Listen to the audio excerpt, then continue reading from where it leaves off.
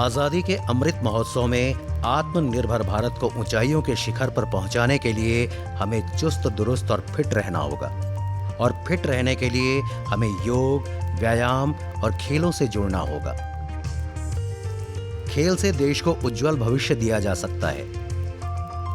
देश को मजबूत और उज्जवल भविष्य देने के लिए भारत सरकार द्वारा खेलो इंडिया योजना का निर्माण गरीब और पिछड़े क्षेत्रों के बच्चों और युवाओं को खेलों में प्रोत्साहन हेतु किया गया है। खेलो इंडिया कार्यक्रम की मदद से उन खिलाड़ियों को मदद मिल रही है जो प्रतिभा होने के बावजूद पैसे और साधन के अभाव में पीछे रह जाते हैं। इस योजना की सहायता से सरकार देश की प्रतिभा को विश्व पटल पर स्थापित करना चाहती है। 5-6 साल से फुटबॉल की प्रैक्टिस कर रही हूँ, खेल भी रही हूँ। मतलब खेलो इंडिया खेलने 2019 में पूना गई थी, फिर कोल्हापुर भी खेलने गई थी, मुंबई में, उड़ीसा भी अंडर 16 खेलने गई थी। वाराणसी में फुटबॉल के मैदान से कई सम्मानित खिलाड़ी हैं जो प्रतिभावान बच्चों को प्रशिक्षण दे रहे हैं। भैरव दत्त BLW में OS के पद पर कार्यरत हैं। भैरव दत्त ने संतोष ट्रॉफी के अलावा कई राष्ट्रीय स्तर के टूर्नामेंट में अपनी उपस्थिति दर्ज कराई। आपके मैच खेलने की श्रृंखला काफी लंबी है। आप कई बार उत्तर प्रदेश की महिला और पुरुष टीम के प्रशिक्षक रह चुके हैं। इसके साथ ही रेलवे फुटबॉल टीम के चयनकर्ता भी रहे हैं। आप राष्ट्रीय स्तर पर लगातार मैच खेलते रहे और बहुत सारे मैच में विजयी भी हुए। आपके घर में सजे आपके मेडल और ट्रॉफी आपकी प्रतिभा और आपके जुनून को दर्शाता है। आपने वर्ष 1991 में national institute of sports Patiala से 1 वर्ष का कोचिंग कोर्स किया। वर्ष 1997 में AFC कोचिंग कोर्स बेंगलोर से किया। वर्ष 2005 में यूथ डेवलपमेंट कोर्स चंडीगढ़ से किया। Bhairav Dutt Akhil Bharatiya railway football team के रेफरी भी रह चुके हैं। वर्ष 2007 में आपको बेहतर प्रदर्शन के लिए यूपी गौरव सम्मान से सम्मानित किया गया। कई सालों फुटबॉल खेलने के बाद मैंने एक फुटबॉल की नर्सरी एक गांव में जिस जगह मैं रहता हूं वहीं मैंने चलाई। वहां के बच्चों को देख के, उनका हुनर देख के मुझे बहुत अच्छा लगा। यहाँ की लड़कियों ने ज़्यादा बहुत कुछ करके दिखाया। इस गांव को, गणेशपुर पहाड़ी को पूरे हिंदुस्तान के लेवल में लोगों ने जाना इस फुटबॉल की वजह से, इस खेल की वजह से। और यहाँ पर आज मेरे पास 300 करीब बच्चे हैं और सभी काफ़ी नेशनल हैं, काफ़ी इंटरनेशनल। एक लड़की इंटरनेशनल है जो काफ़ी समय से खेल रही है। कहा जाता है कि माता पिता का हुनर बच्चों में संस्कारों की भांति हस्तांतरित होता है। भैरव दत्त के पुत्र अक्षय दत्त ने इसे चरितार्थ कर दिखाया है। बचपन में ही अपने पिता से फुटबॉल खेलते हुए उसकी बारीकियों को सीखा और वर्ष 2003-2004 में अक्षय ने स्पोर्ट्स कॉलेज लखनऊ ज्वाइन किया। अक्षय ने अंडर 14, अंडर 16 में 2 बार सुब्रतो कप खेला। अंडर 16 में इनको गोल्ड मेडल भी मिला। इस तरह से अक्षय दत्त ने कई मैच खेला और इंडिया कैंप भी ज्वाइन किया। अपने पिता की तरह आपने भी 2010 में BLW की नौकरी ज्वाइन कर ली। 2003 में मैं हॉस्टल गया लखनऊ के लिए और उसके बाद 2 साल लखनऊ में रहने के बाद मेरा फर्स्ट गोल्ड मेडल मेरा अंडर 16 में पड़ा, जो कि मैंने यूपी रिप्रेजेंट किया था एज ए स्ट्राइकर। उसमें मैं हाईएस्ट स्कोरर भी रहा यूपी टीम से। और उसके बाद 2 साल के बाद मैं फिर गया अमेठी में रहा। अमेठी 2 साल खेलने के बाद मेरा फिर दिल्ली क्लब खेला। 2 साल दिल्ली खेलने के बाद उस साल मैं DU में एडमिशन हुआ और मेरे को FCI में स्कॉलरशिप पे लिया गया था और यहाँ की DLW टीम को रिप्रेजेंट कर रहा हूँ। आज भी पिता पुत्र साथ में प्रैक्टिस करते हैं और खेल को एंजॉय करते हैं। भैरव दत्त का लक्ष्य यहीं तक सीमित नहीं था। वो तो फुटबॉल को ऊंचाइयों की बुलंदियों पर ले जाना चाहते थे। भैरव दत्त लगभग 12 वर्षों से गरीब बच्चों को खोजकर उन्हें फुटबॉल से जोड़कर उनके भीतर की प्रतिभा को निखारने में लगे हैं। भैरव दत्त गरीब प्रतिभाशाली बच्चों को निःशुल्क प्रशिक्षण देकर फुटबॉल की नर्सरी से बड़े पौधे उगा रहे हैं।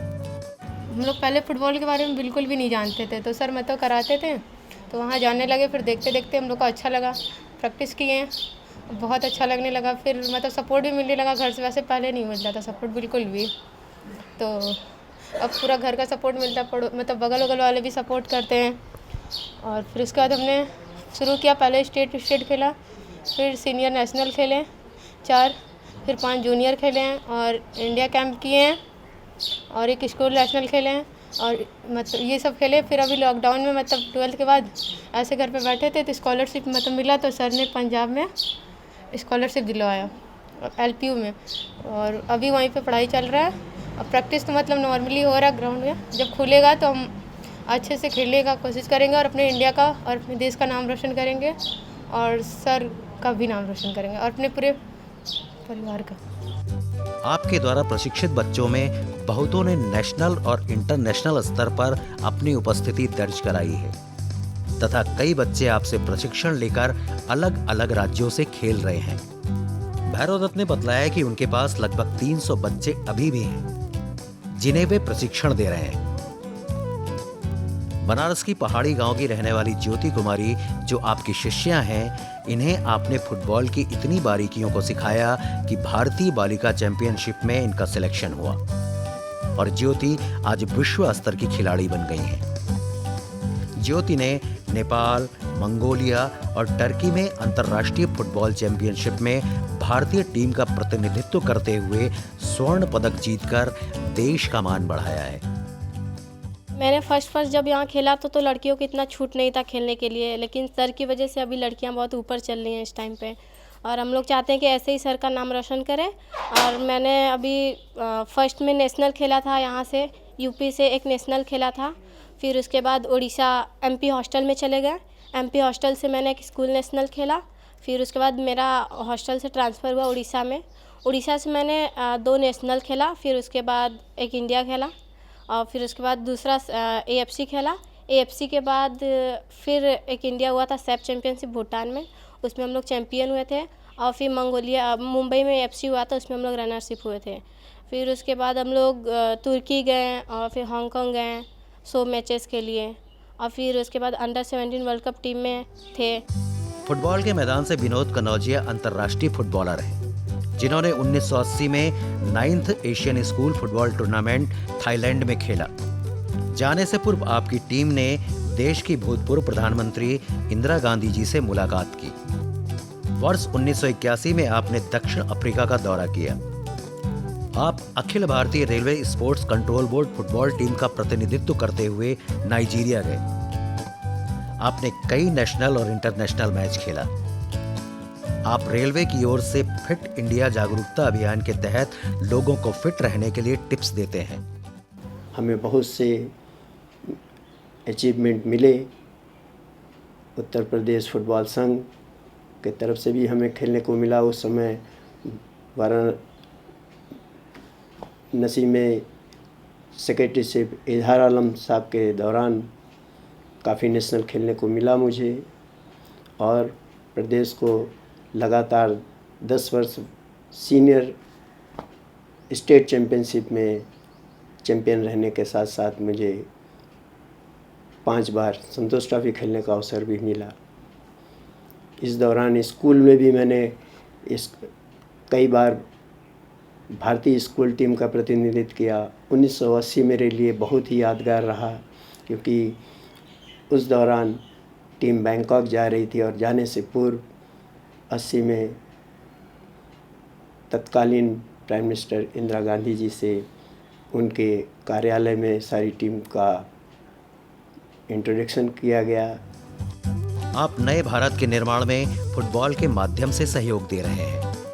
वाराणसी के कई खिलाड़ी नए भारत के निर्माण के लिए फुटबॉल के क्षितिज पर विश्व में भारत का नाम स्थापित करने के लिए अपने अपने स्तर से प्रयासरत हैं, जो माननीय प्रधानमंत्री श्री नरेंद्र मोदी जी के सपनों को अपने तरीके से साकार कर रहे हैं।